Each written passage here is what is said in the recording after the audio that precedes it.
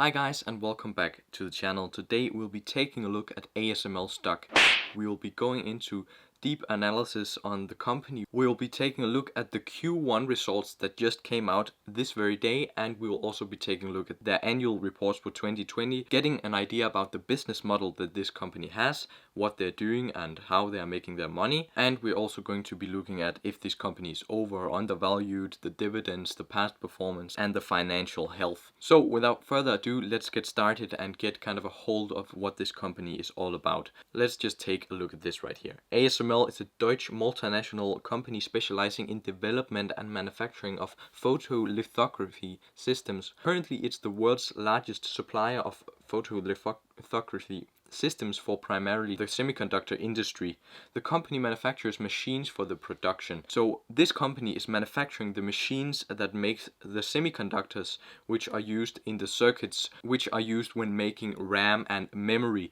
And RAM and memory is things that is in your phone, in your computer. Samsung and Logitech are buying these semiconductors machinery from this company. So ASML has some big customers, and yeah, of course, the future is more phones, more computers, more electronics all over the place. That means that this will probably be in big demand in the future. But stay tuned to the end of this video, because I can tell you the valuation of this company is actually very interesting and not what I at least expected. Now let's head over to ASML's website and take a look at some things that are very important for their growth. Big trend, sizable growth. Technology is changing fast. Some 60 billion gigabytes of data will be created annually by 2025. This volume of data could not be realized without the relentless drive of the semiconductor industry to improve the performance of computer chips while reducing their costs. Basically what they're trying to say is by the year 2025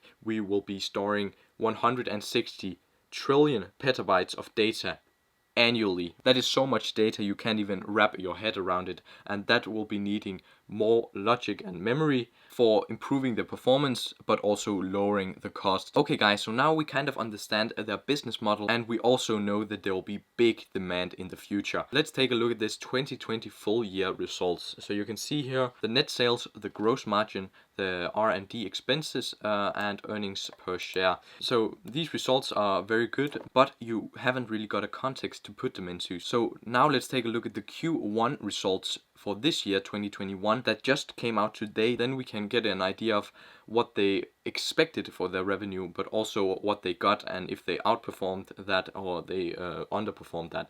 Okay, so as you can see right here, strong demand across market drives expected sales growth towards 30% in 2021. They expect their sales growth to go up 30%, which is very good, and also that is because they performed very well in Q1. As you can see here, the net sales and the gross margin is significantly higher than it was in the annual report. But also if we head down here, you can see the statement and outlook. Our first quarter sales came in at 4.4 billion euros, which is above our guidance. The gross margin came in at 53.9%, also well above our guidance. The primary driver for the higher revenue gross margin was the increased installed base business due to the current high demand environment. Customers are utilizing software upgrades to increase capacity as quickly as possible. Our first quarter net bookings came in at so basically they performed very well here in Q1, and that is very good, and that also drives up their expectations significantly for this whole year. Now let's take a look at some news about the company, some deals that they have recently gotten and some referrals.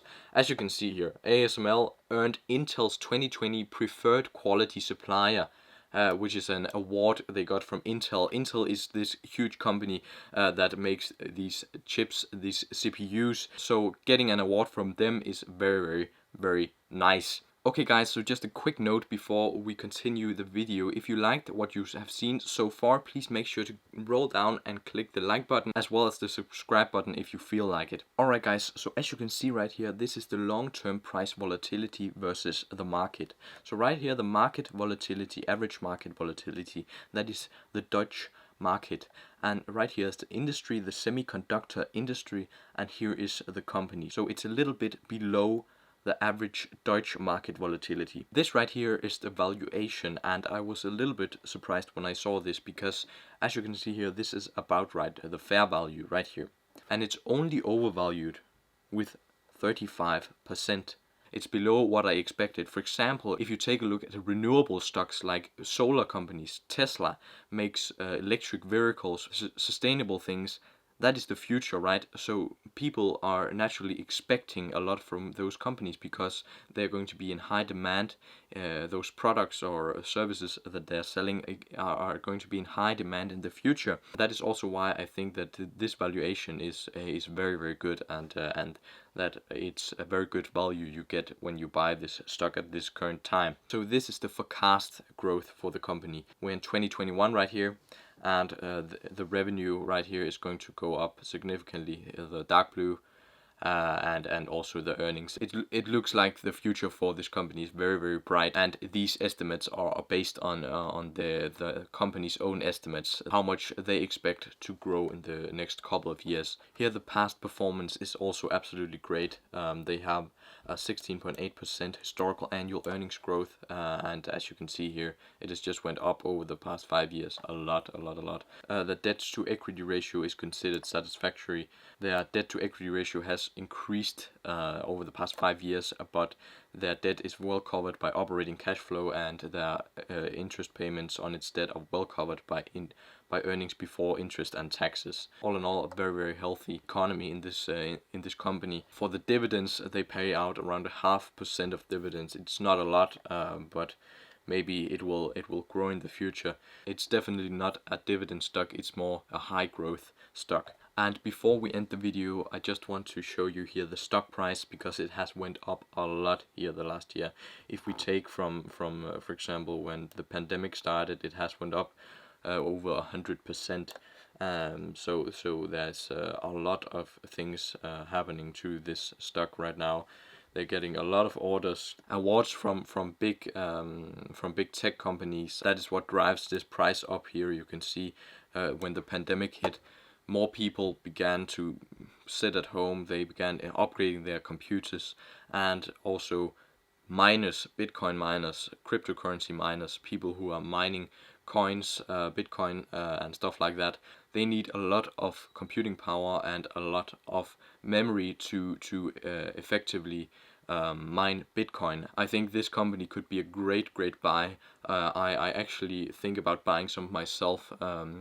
Right now I want to buy Tesla, but after that I think this stock will definitely be on my radar. Also, if you're interested in taking a look at the dividends stock that pays out 27% dividends, then stay tuned for the next stock review, because we are going to be taking a look at the stock that has some of the highest dividends that you'll probably ever see. So yeah, if you want to watch that video, then yeah, maybe subscribe to the channel. Also, make sure to like this video if you found it helpful in any way. And with that said, I hope you have a great rest of your day. Bye.